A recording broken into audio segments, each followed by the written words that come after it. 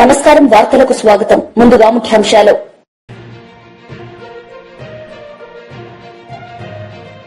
మంత్రి పొన్నం ప్రభాకర్ మీడియా సమావేశం. కేసీఆర్ పై fire.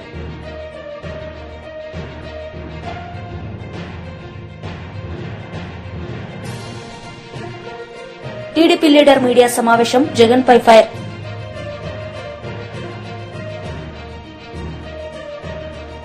BJP leader media సమావేశం నిర్వహించారు. ఈ సందర్భంగా పలు అంశాలపై ఆయన మాట్లాడారు. అంటే 15 నుంచి 23 దాదాపు 8 సంవత్సరాల 14 లక్షల మంది జంటలకు పెళ్లిలైనాయి. 14 లక్షల మంది పుట్టినట్టు దవాఖానా రిపోర్ట్లు ఉన్నాయి. 14 లక్షల మంది పిల్లలు పుట్టిండ్రు. అది తప్పు. ఎలక్షన్ కమిషన్ ఇచ్చిన రిపోర్టు తప్పు. లాస్ట్కి ఇప్పుడు వాళ్ళ స్నేహితుడు బయట మాట్లాడుకొని కొట్లాడుకొని మళ్ళీ ఒకరిద్దరు ఒకటైపోతారు. ఆయన అడిగిండు, మరి ఆధార్ కార్డు 3,80,00,000 ఉన్నాయి, మరి ఇది కూడా తప్పేనా?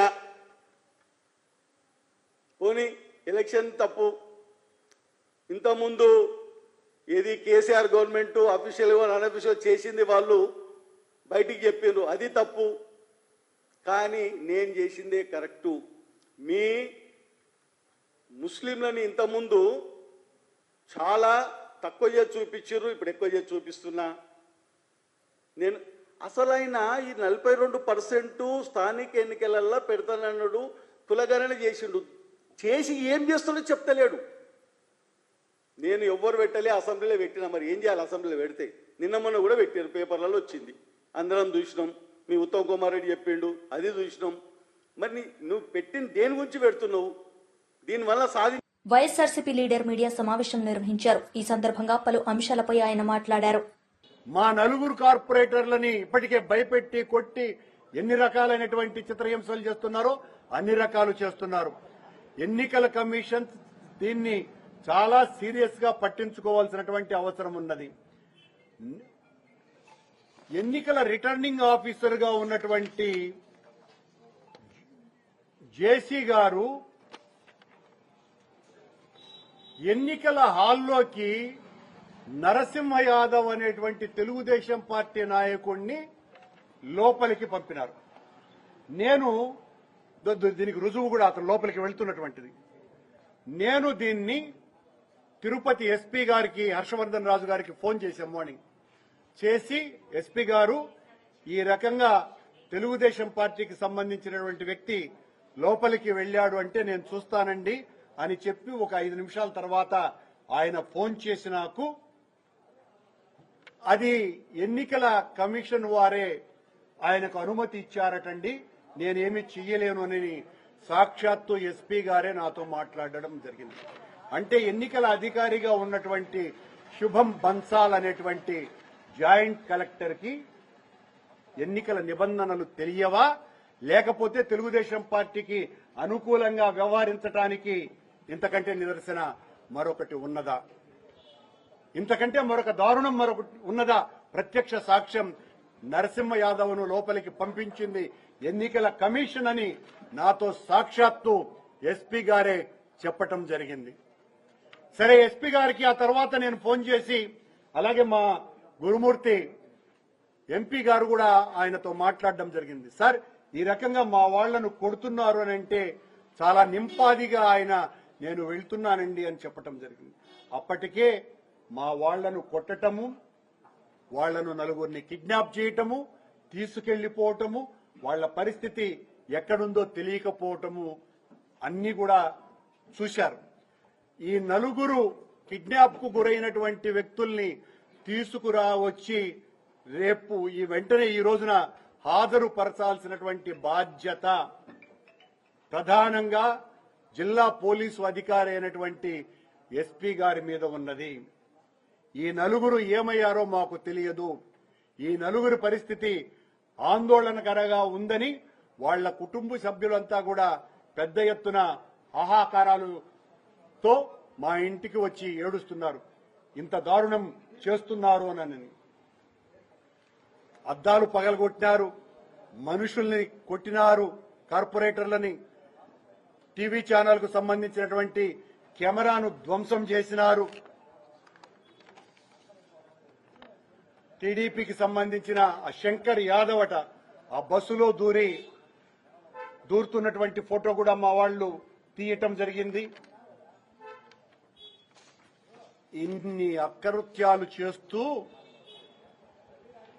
చివరకు కోరం లేకుండా, అంటే మీకు మెజారిటీనే లేదు, ఎన్నికలు జరుపుకునేటువంటి పరిస్థితే లేదు, ఎన్నికలు వాయిదా చేశారు. ఏమని చెప్పాలా దీన్ని? సమాజం ఈసడించుకుంటున్నది చంద్రబాబు నాయుడు గారు, పవన్ కళ్యాణ్ గారు. పవన్ కళ్యాణ్ స్వాములైతే తిరుపతి పవిత్రతను కాపాడేటువంటి బాధ్యత నాది, సనాతన ధర్మ పరిరక్షణ నాది అంటున్నటువంటి పవన్ కళ్యాణ్ ఉప ముఖ్యమంత్రి గారు మీ ఎమ్మెల్యే ఆరణి శ్రీనివాసులు అనేటువంటి వ్యక్తి కొడుకులే గూండాగిరి చేస్తున్నారు తిరుపతిలో. చంద్రబాబు గారు మా పార్టీ నుంచి మా కాళ్ల వెళ్లబడి టికెట్లు సంపాదించుకున్నటువంటి ఆకు రౌడీ ఆ అన్న రామచంద్రయ్య ఈ రోజున రాజమ్మ అనేటువంటి మా కార్పొరేటర్ ఇంటికి వెళ్లి దౌర్జన్యం చేసి ఆవిడను పరామర్శించడానికి సాక్షాత్తు ప్రథమ మహిళ అయినటువంటి మేయర్ గారు ఆమె ఇంటికి వెళితే ఈవిడను ఇష్టం వచ్చినట్టు ఆ ఆకురౌడి దుర్భాషలాడటమే కాకుండా ఆవిడ సిసి నచ్కేతన్ అనే అతన్ని కొట్టడం జరిగింది, ఒక ప్రభుత్వ ఉద్యోగిని. ఆ అన్న రామచంద్ర అనేటువంటి ఆకురౌడి ఊరంతా కూడా భయపెట్టాలని చూస్తున్నారు. ఊరినంతా కూడా భయభ్రాంతులకు గురి చేసి మా సత్తా ఇది అని చెప్పాలనుకుంటున్నారు. మీ సత్తా మేమెంత గట్టిగా ఎదిరించగలమో ఈ రోజు నిరూపించినాం. ఈ సంగతిని మర్చిపోవద్దండి. అన్ని రోజులు మీవిగా ఉండవు. ప్రజాస్వామ్యంలో ప్రజాస్వామ్యాన్ని రక్షించటం కోసమని దేనికైనా. టీడీపీ లీడర్ మీడియా సమావేశం నిర్వహించారు. ఈ సందర్భంగా పలు అంశాలపై ఆయన మాట్లాడారు. ఆనాటి ముఖ్యమంత్రి నేటి పులివెందుల శాసనసభ్యులు జగన్మోహన్ రెడ్డి చరిత్ర. నీ చరిత్ర విద్యార్థులను మోసం చేసినటువంటి తీరుని, విద్యార్థుల తల్లిదండ్రుల్ని మానసికంగా ఇబ్బంది పెట్టినటువంటి తీరుని రాబోయేటువంటి 2 తరాలు మరిచిపోలేని విధంగా నీ యొక్క పరిపాలన ఉంది అని చెప్పేసి నేటికి కూడా విద్యార్థుల తల్లిదండ్రులు మాట్లాడుకుంటున్నటువంటి సందర్భాన్ని గుర్తు చేస్తా ఉన్నా. 2019 నుంచి 2024 వరకు 2832 కోట్లు ఫీజు రింబర్స్మెంట్ బకాయి, వసతి దీవెన పేరుతోటి 989 కోట్లు, అదేవిధంగా కోడిగుడ్ల బకాయిలు 200 కోట్లు, చిక్కీల బకాయిలు 56 కోట్లు, విద్యార్థులకు బ్యాగులు, విద్యార్థులకు బెల్ట్లు, బూట్లు పేరుతోటి 920 కోట్లు, మొత్తం కలిపితే 5447 కోట్ల రూపాయల బకాయిలు వైఎస్ఆర్సీపీ ప్రభుత్వం, జగన్మోహన్ రెడ్డి ప్రభుత్వం పేద విద్యార్థులకు బకాయిలు పెట్టింది.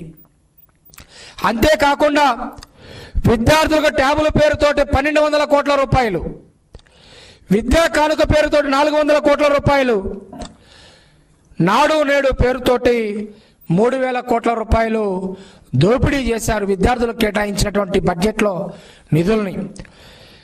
5447 కోట్ల రూపాయల బకాయే కాకుండా 4600 కోట్ల రూపాయలు పేద విద్యార్థుల సొమ్ముని వైఎస్ఆర్సీపీ పార్టీ నాయకులు జగన్మోహన్ రెడ్డి అండ్ కో జేబులు నింపుకున్నటువంటి పరిస్థితిని ఈరోజు చూస్తూ ఉన్నాం.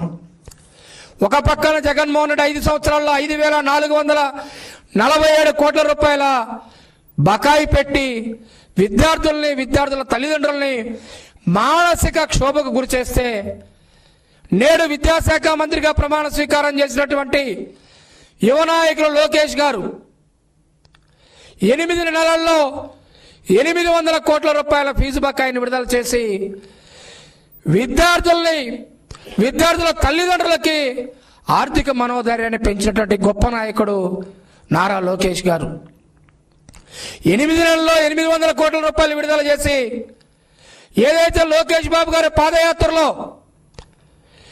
ఏ ప్రాంతానికి వెళ్ళినా కూడా విద్యార్థుల తల్లిదండ్రులు వచ్చి జగన్మోహన్ రెడ్డి మా యొక్క కొడుకు ఫీజు కట్టకపోవటం వల్ల కళాశాల వాళ్ళు సర్టిఫికెట్లు ఇవ్వట్లేదు, హాల్ టికెట్లు ఇవ్వట్లేదు, కాబట్టి మీరు ఇప్పించండి అని చెప్పి లోకేష్ బాబు గారిని ప్రాధేయపడ్డప్పుడు లోకేష్ బాబు గారు పాదయాత్రలో ఒకటే చెప్పారు.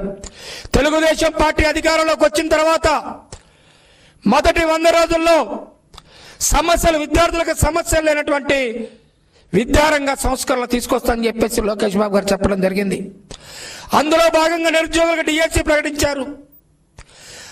800 కోట్ల రూపాయల పేద విద్యార్థులకి బకాయిలను విడుదల చేయడం జరిగింది.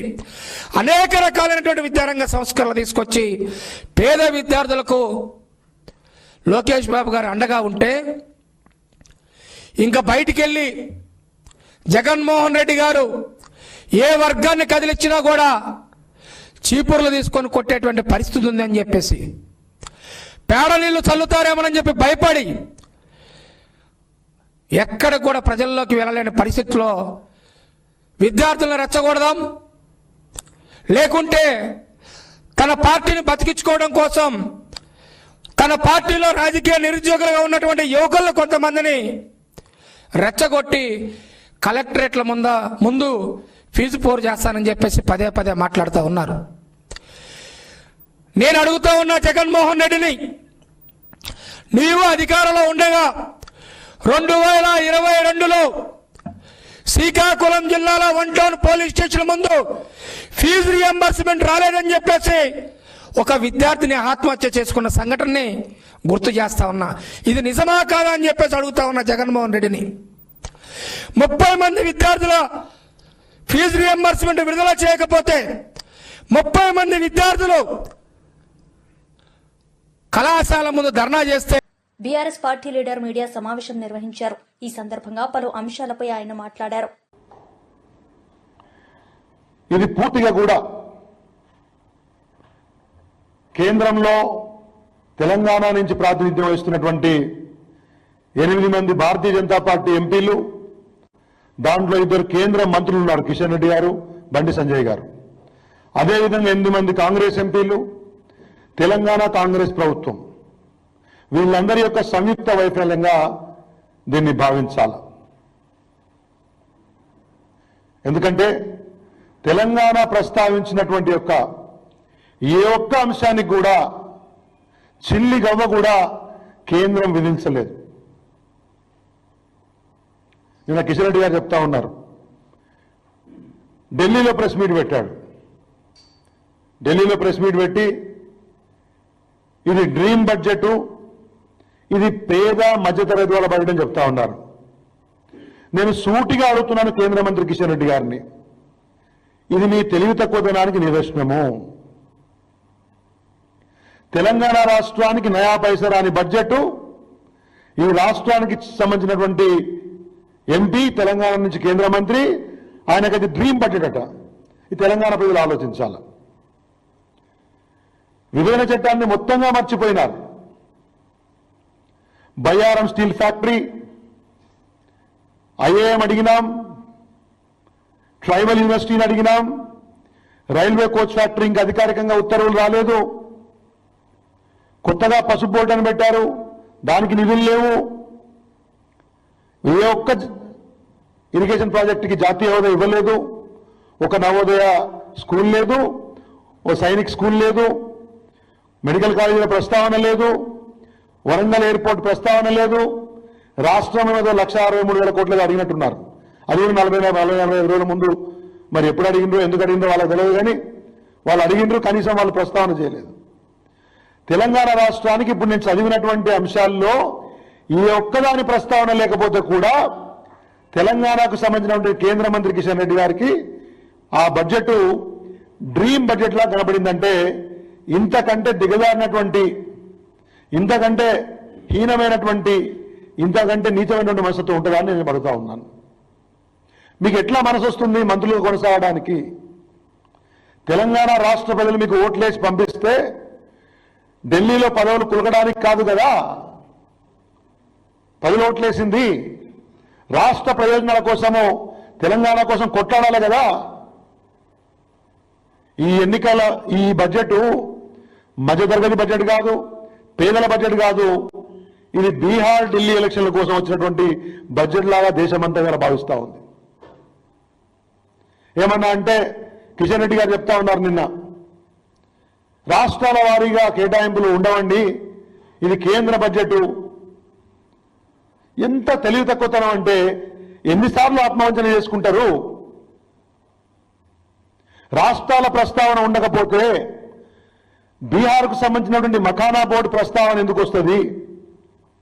బీహార్కు సంబంధించి వెస్ట్రన్ కోషి కెనాల్ అనే ప్రాజెక్టుకు సంబంధించినటువంటి నిధుల ప్రస్తావన ఎందుకు వస్తుంది? తెలంగాణలో మామూలు ఎయిర్పోర్టుకు నిధుల ప్రస్తావన రానటువంటి ఒక బడ్జెట్ బీహార్లో గ్రీన్ఫీల్డ్ ఎయిర్పోర్ట్స్ కి ఎట్లా ప్రస్తావన తీసుకొస్తుంది? ఎట్లా బీహార్లో ఫుడ్ ప్రాసెసింగ్ యూనిట్స్ కానీ ప్రస్తావన వస్తుంది? చెప్పాల్సిన అవసరం ఉంది. మంత్రి పొన్నం ప్రభాకర్ మీడియా సమావేశం నిర్వహించారు. ఈ సందర్భంగా పలు అంశాలపై ఆయన మాట్లాడారు. రూపొందిస్తారు, అన్ని జిల్లా శాఖలకు కూడా వారు చెప్తారు. ఈ విధంగా కార్యక్రమానికి సంబంధించి ఇది మామూలు ఆషామాషి కాదు. నిజంగా 1,00,000 మంది గ్రామాల్లో పోతుంటే కొంతమంది కుక్కలు వదిలిపెట్టి ఇంటికి రాకుండా ఇచ్చిపెట్టినటువంటి పరిస్థితి, కొంతమంది తలుపులు తీయకుండా కొడితే ఒక ప్రభుత్వ ఉద్యోగి సమాచార సేకరణకు వస్తే చాలా చులకనగా చూసినటువంటి పరిస్థితి. 3.1% ఇట్స్ మైగ్రేషన్ ఆర్ చేంజెస్. కొంతమంది నిరాకరణ ఇయ్యంపో ఎప్పుడు కానీ సమాజంలో అతివాదులు మితవాదులు లేకపోతే ఇట్లా రకరకాల వ్యక్తులు ఒక 2-3% సంబంధించి పెద్ద ఆందోళన చెందాల్సిన అవసరం లే. ఈ విధంగా వచ్చిన సమాచారాన్ని వినియోగించుకుంటూ పోతాం. ఇది గతంలాగా హిడెన్ ఎజెండా కొరకు అల్మార్లో పెట్టేది, ఫ్రిడ్జ్లో పెట్టేది కాదు. ఇది పబ్లిక్ డొమైన్లోకి వస్తుంది. దాని ప్రకారంగా వాళ్ళకు కూడా ఎవరు ఎంత ఉందో తెలుస్తుంది. దాని ప్రకారంగా వాళ్ళ కార్యక్రమాలు కార్యాచరణ కొనసాగుతుంది. ఇది అందరూ కూడా స్వాగతించాలి. ఏదైనా సలహా సూచన ఇస్తే తప్పకుండా మా పార్టీ కానీ ప్రభుత్వం కానీ తీసుకోవడం సిద్ధంగా ఉన్నది. దయచేసి గుడ్డు గంటికలు లెక్కబెట్టి ఒట్టిగానే ఈ పెద్ద ప్రతిష్టాత్మకమైన ఆత్మ గౌరవానికి సంబంధించిన అంశం మీద కూడా రాజకీయపరమైన దాడి చేయొద్దని నేను అందరికీ కూడా విజ్ఞప్తి చేస్తూ ఈ యొక్క నిర్ణయం జరిగినటువంటి ప్రతి ఒక్కరికి ఇందులో భాగస్వాములైన వాళ్ళందరూ కూడా అటు ప్రభుత్వం ఇటు కాంగ్రెస్ పార్టీ పక్షాన హృదయపూర్వకంగా ధన్యవాదాలు తెలియజేస్తాను.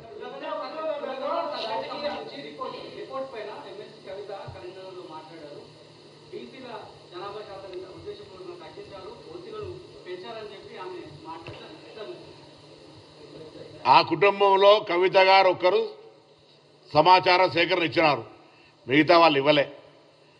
నేనంటా ఉన్నా ఇది సమాచార సేకరణకు సంబంధించి మీరు ఒక మాజీ ముఖ్యమంత్రి గారి కుమార్తె ఒక సంస్థ జనజాగృతి నడుపుతూ ఉన్నారు.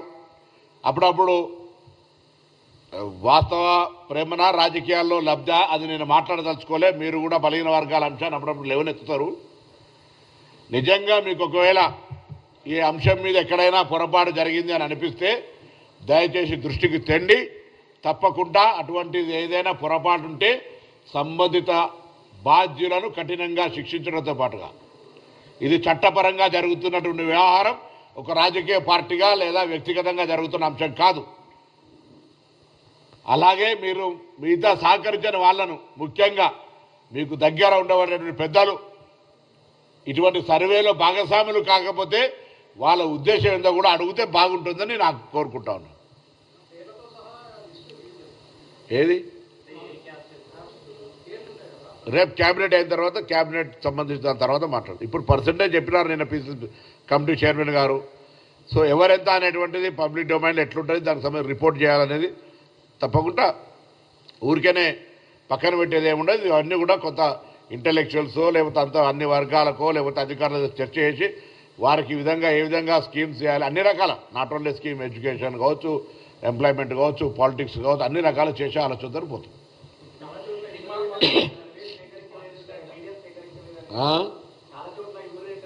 నేను అదే అడుగుతున్నా కదా, నేను చెప్పిన ఇప్పటిదాకా అదే చెప్పిన. కొంతమంది ఇవ్వని వాళ్ళు, ఇవ్వం పో అన్న వాళ్ళను అట్లా ఏమైనా ఉంటే దయచేసి సమయం ఇచ్చిన మళ్ళీ ఒకసారి ఒకవేళ మా ఇమ్యూనిటీ రాకపోతే మీరు ఫలానా కార్యాలయం ఏమని ఒక కాల పరిమితి నిర్ణయించినాం. ఇప్పుడు దానికి ఏం సమాచారం చెప్పకుండా మీకేం సామాజిక బాధ్యత లేనట్టుగా ఉద్యమానికి అడిగినటువంటి వాళ్ళు కూడా కొంతమంది పెద్ద మనుషులు మా దగ్గరకు రాలే అని అంటే వాళ్ళ అవివేకము వాళ్ళ అజ్ఞానం.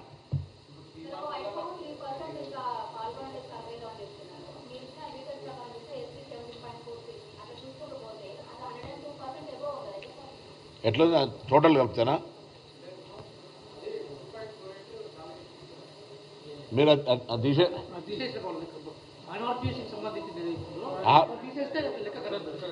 మీరు బీసీ మైనార్టీ జనరల్ మైనార్టీ కలిపి లెక్క చేయండి మళ్ళీ ఒకసారి. నేను కూడా డబల్ కలిపి 2.48 డబల్ కలిపినట్టారు అంతే.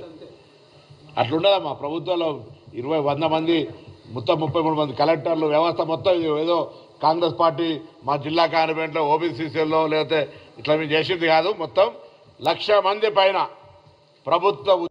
వార్తలు ముగించే ముందు ముఖ్యాంశాలు మరోసారి.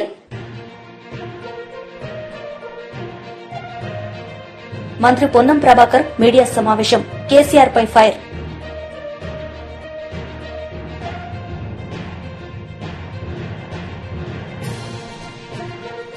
టీడీపీ లీడర్ మీడియా సమావేశం, జగన్ పై ఫైర్.